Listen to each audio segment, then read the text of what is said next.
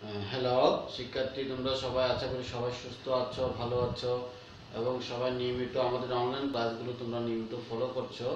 আজকে সেই ধারাবাহিকতায় আজকে আমরা নতুন একটা চ্যাপ্টার নিয়ে আলোচনা করবো, সেটা হচ্ছে অনুপাত সমানুপাত। এটা খুব ইম্পর্টেন্ট একটা চ্যাপ্টার, যেটা এসএসসি পরীক্ষায় আমাদের সবসময় এখান থেকে একটা অঙ্ক থাকে এবং একটু চেষ্টা করলেই, একটু চর্চা করলেই আমরা অতি সহজে এই চ্যাপ্টার থেকে আমরা একটা অঙ্ক সমাধান করতে পারবো। সবাই তাহলে দেখো, আজকের ক্লাসটা হচ্ছে অনুপাত সমানুপাত। অনুপাত সমানুপাত যেটা বলা হচ্ছে, এখানে আমি অনুপাত এবং সমানুপাত নিয়ে যে প্রশ্ন আমাদের সূত্রগুলো লাগবে, সেই সূত্রগুলো আমি জাস্ট বোর্ডে আলোচনা করতেছি। সবাই একটু বোর্ডের দিকে খেয়াল করো। এ বি সি ক্রমিক সমানুপাত হলে এ অনুপাত বি ইকুয়াল টু বি অনুপাত সি। ঠিক আছে, অনুপাত মানে হচ্ছে ভাগ করা। তাহলে এ অনুপাত বি অনুপাত, এটাকে যদি আমরা করি, ভেঙে নিই, তাহলে এ বাই বি, আর এটাকে লিখতে পারো বি বাই সি। এখন যদি এটাকে আমরা কোণাগুণি গুণ করি, AC equal to B square, AC equal to B square, মানে এ বি সি ক্রমিক সমানুপাত হলে আমরা লিখতে পারবো AC equal to B square. ঠিক আছে, এটা খুবই ইম্পর্টেন্ট একটা সূত্র, যেটা আমাদের এই চ্যাপ্টারে অঙ্ক করতে গেলে এই সূত্রটার একাধিক ব্যবহার আছে। আমরা এটা করবো, সেজন্য এই সূত্রটা তোমরা মনোযোগ সহকারে একটু দেখবে। তারপর দ্বিতীয় সূত্র, আমরা এখানে আরেকটা লিখছি, এ অনুপাত বি ইকুয়াল টু সি অনুপাত ডি। তাহলে এ অনুপাত বি কে আমরা কি লিখতে পারি, এ বাই বি, এটাকে লিখতে পারি সি বাই ডি। তো এখানে আমরা যেটা কাজটা করছি, যোজন বিয়োজন, এখানে আরেকটা ইম্পর্টেন্ট একটা সূত্র হচ্ছে যে যোজন বিয়োজন করা। যোজন বিয়োজন মানে কি, লব যোগ হর। যেমন A plus B, A minus B, মানে লব বিয়োগ হর। এখানে ঠিক same C plus D, C minus D, মানে লব যোগ হর, লব বিয়োগ হর, মানে তাহলে এটাকে আমরা বলি যোজন বিয়োজন। এই জিনিসটাও জানতে হবে, যোজন বিয়োজন কিভাবে হয়। যোজন মানে হচ্ছে যোগ করা, বিয়োজন মানে হচ্ছে বিয়োগ করা।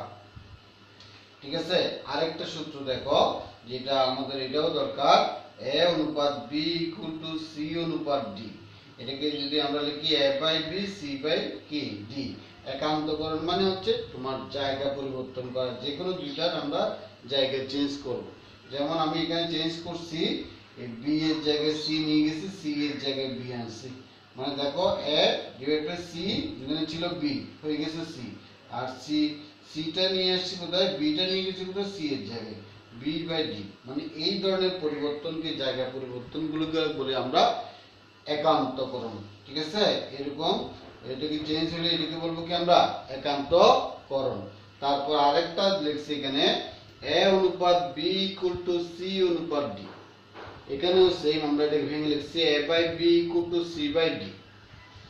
তাহলে এটাকে জাস্ট বিপরীতকরণ করছি। বিপরীতকরণ মানে উল্টাই দিছি, এই যে বি বাই এ, এটাকে লিখছি কি ডি বাই সি, মানে এটা জাস্ট এবার যেটা আছে সেটাকে জাস্ট বিপরীতকরণ। এই বিপরীতকরণকে বলা হয় কি, ব্যস্তকরণ। তাহলে আমরা এই যে সূত্রগুলো, ক্রমিক সমানুপাত হলে S equal to B square জানবো, যোজন বিয়োজন কিভাবে হয়, এইটা তোমাকে প্রাথমিক ধারণা দিলাম। আমরা অঙ্ক যখন করব আরো বিস্তারিত তুমি এগুলো আমরা প্রয়োগ করব যখন, তখন বিস্তারিত আরো জানতে পারবে। তারপর এখানে আরেকটা যেটা দিলাম, একান্তকরণ, এগুলো সব সূত্র জাস্ট আমরা যখন প্রয়োগ করব তোমরা দেখতে পারবে। শুধু জাস্ট এখন ধারণাটা নিয়ে নাও। আমি এখন একটা এই এই ক্রমিক সমানুপাত, যোজন বিয়োজন এবং একান্তকরণ, ব্যস্তকরণ, এই ধরনের উপর ভিত্তি করে আমরা এখন একটা অঙ্ক সমাধান করার চেষ্টা করব। সবাই একটু মনোযোগ সহকারে দেখো, আমি এইটা মুছে ফেলতেছি।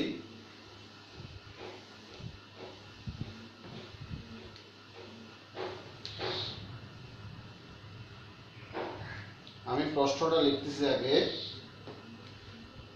দেখো, a plus b whole square, a plus b whole square, b square plus c square equal to b plus c whole square, a square plus b square। তারপর আরেকটা এবং p equal to 4m m square plus 1, m square plus 1। তাহলে আমার প্রথম প্রশ্ন হচ্ছে x অনুপাত y equal two যদি 5 অনুপাত 6 হয় হলে 3x অনুপাত 5y এর মান কত? এটার মান কত বের করতে হবে। আরেকটা প্রশ্ন বলা হচ্ছে প্রমাণ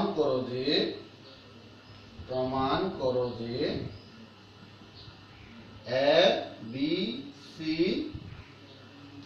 ক্রমিক সমানুপাতি।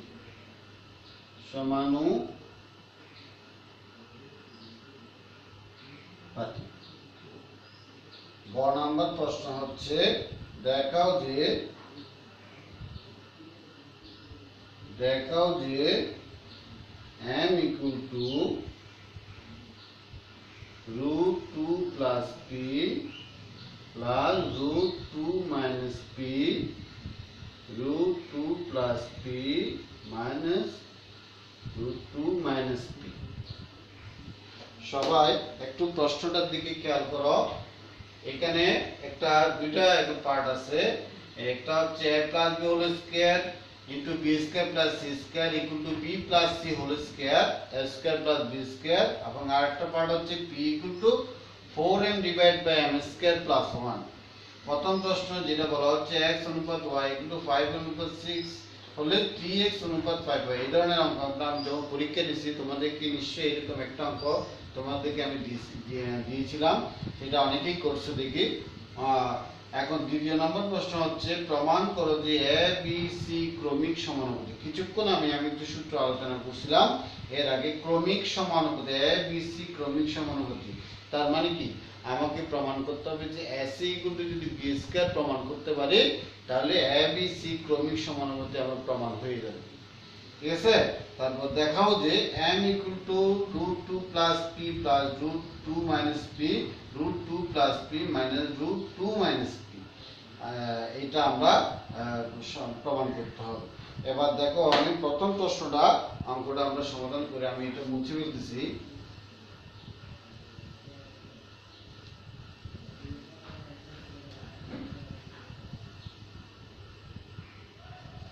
দেখো প্রথম প্রশ্ন ক নাম্বার প্রশ্ন দেওয়া আছে কি দেওয়া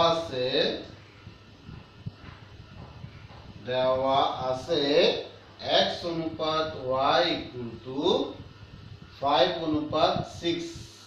তাহলে অনুপাতকে ভাঙলে আমরা পাই x by y equal to 5 by 6। তাহলে আমাকে প্রশ্নের দিকে খেয়াল রাখতে হবে 3x অনুপাত 5y প্রমাণ করতে হবে। তাহলে এখানে যদি আমি 3 আর এখানে যদি 5 নিয়ে আসতে পারি তাহলে আমার প্রশ্ন অনেকটা হয়ে যাবে। তাহলে দেখো এটার সাথে যদি আমি 3 গুণ করি আর এটার সাথে যদি 5 গুণ করি তাহলে এই জিনিসটা পুরোটা উভয় দিকে যদি আমরা একই কাজটা করি কি এখানেও কি 3 এখানে কত উভয় দিকে আমরা কি করলাম উভয় দিকে 3/5 দ্বারা কি করলাম গুণ করে 5 দ্বারা গুণ করে। তাহলে দেখো এখানে কি থাকে এখানে 5 আর 5 চলে যাচ্ছে, এখানে 6 আর এটা কাটাকাটি করলে এখানে 2 আর এখানে থাকবে 1। তাহলে কি দাঁড়াচ্ছে 3x কি বাই 5y ইকুয়াল টু পাচ্ছি আমরা 1 বাই কত 2। তো এটাকে যদি আমরা অনুপাত আকারে লিখি 5y তাহলে হলো 1 অনুপাত কত 2। এটাই হচ্ছে কি আমার आंसर। সবাই আশা করি অঙ্কটা বুঝতে পারছো, খুবই সহজ একটা অঙ্ক। আমি এখন দ্বিতীয় নম্বর অঙ্কটার দিকে খেয়াল করব কিভাবে আমরা সেটা সমাধান করব। সবাই দেখো একটু।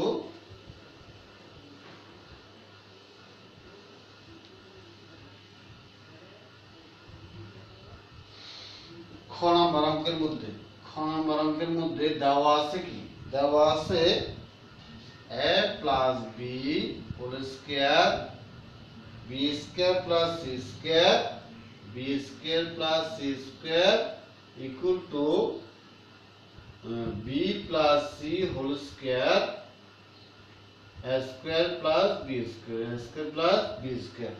এখন আমরা যে কাজটা করব সেটা হচ্ছে a এর পাশে a আর b যেগুলো আছে এর দিকে নিয়ে আসি যেমন a plus B whole square a square plus B square কে নিয়ে আসি, ঠিক আছে। আর এটাকে উপাশে নিয়ে নেই B plus C whole square কি B square plus C square, ঠিক আছে। মানে এর সাথে এগুলো নিয়ে আসলাম, বি এর সাথে বি আর সি এর সাথে বি সি নিয়ে নিলাম।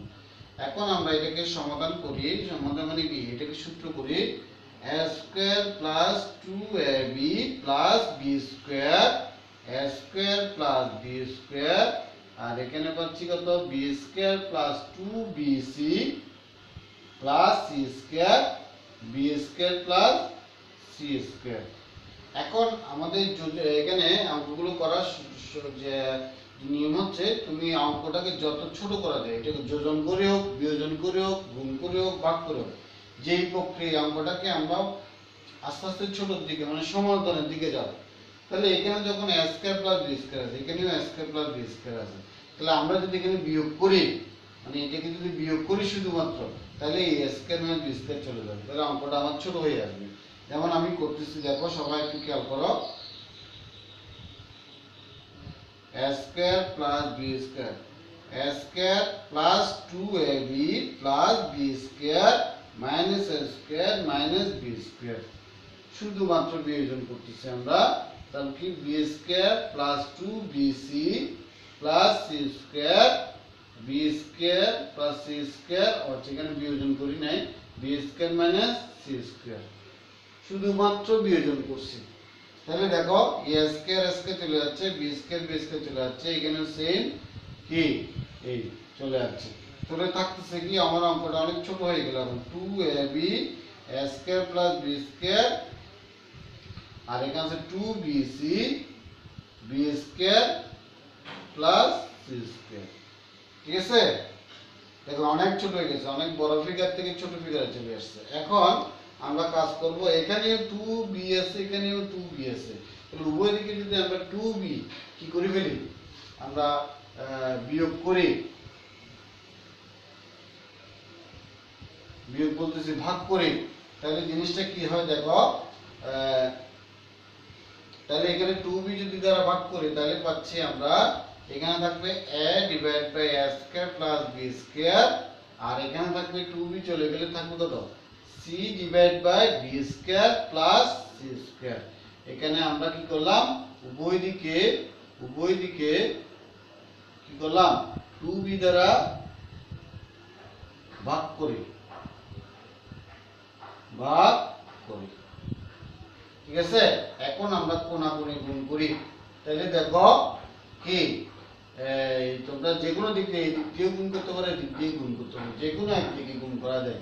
যেমন আমরা তাহলে এটা যদি করি, প্রথমে কি a স্কয়ার সি কি প্লাস বি স্কয়ার সি, এবং এটা গুণ করলে a B square plus a C square, ঠিক আছে।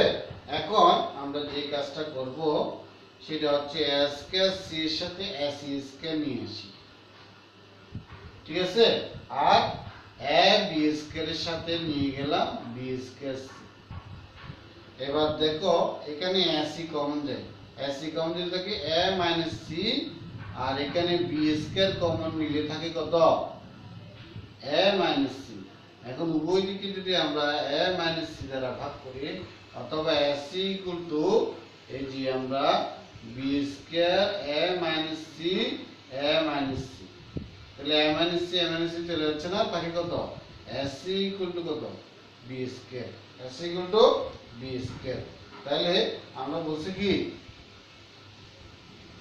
এই a C equal to B square, এটাই আমরা ওই যে প্রথম যে সূত্র আমি ক্লাস শুরুতেই যে সূত্রটা নিয়ে আলোচনা করি, a b c ক্রমিক সমানুপাতে হলে আমরা a C equal to B square, যদি এতটুকু লিখি প্রমাণিত লিখলেও হয়ে যাবে, অথবা তুমি এটাকে ভেঙে লিখতে পারো, এই যে a ইনটু সি, এটা হচ্ছে b ইনটু বি, তাহলে কি লিখতে পারে a এর সাথে b নিয়ে আসলাম, b এর সাথে c নিয়ে গেলাম, বাকি a অনুপাত b ইকুয়াল টু কত b অনুপাত c, এই এটাও আমরা করতে পারি কি প্রমাণিত।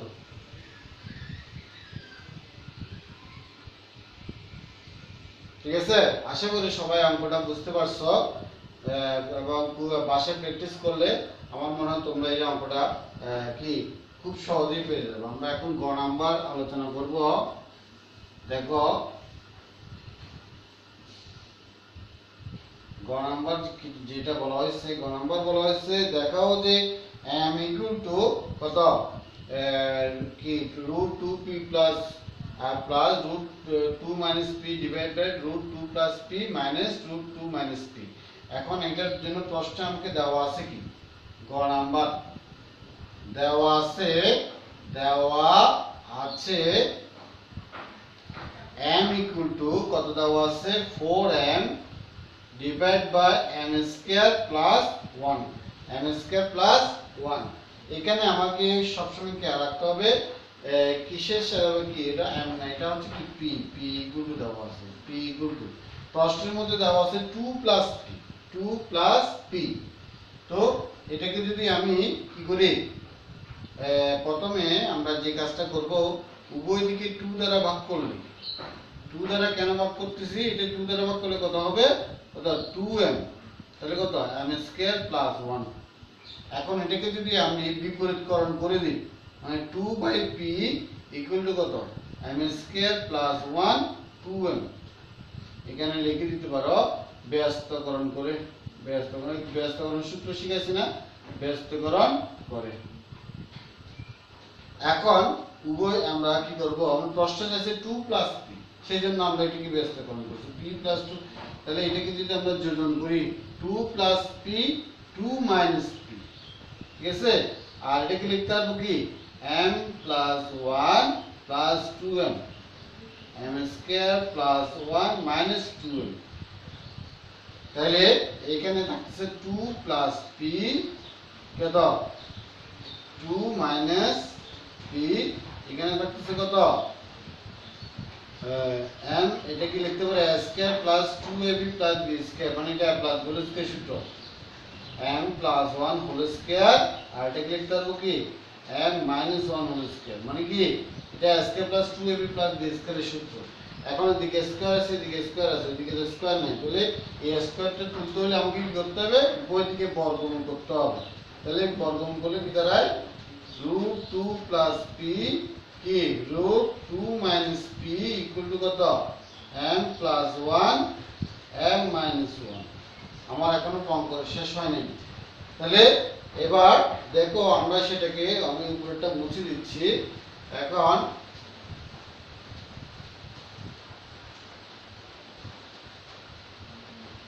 এখন কি করব, এখন আমরা যোজন বিয়োজন করব। কি করব, যোজন বিয়োজন কি root 2 plus p plus root 2 minus p root 2 plus p minus root 2 minus p equal to এদিকেও যদি যোজন বিয়োজন করি m plus 1 plus m minus 1 m plus 1 minus m plus 1। তাহলে দেখো এখানে তো কোনো কাটাকাটি যাচ্ছে না, যা আছে তা রেখে দিচ্ছি। root 2 plus p plus root 2 minus p root 2 plus p minus root 2 minus p, এখানে থাকে কত, এখানে 1 1 চলে যাচ্ছে, এখানে m m চলে যাচ্ছে, থাকে কত 2m উপরে আর এখানে 2 থাকে, তাহলে 2 2 কাটা যাচ্ছে, উপরে নিচে 2 2 কাটা যাচ্ছে। তাহলে m ইকুয়াল টু এটা, তো এটাকে যদি আমি সাজিয়ে লিখি, m টাকে বেশি নিয়ে আসি, m equal to root 2 plus p root 2 minus p root 2 plus p minus root 2 minus p।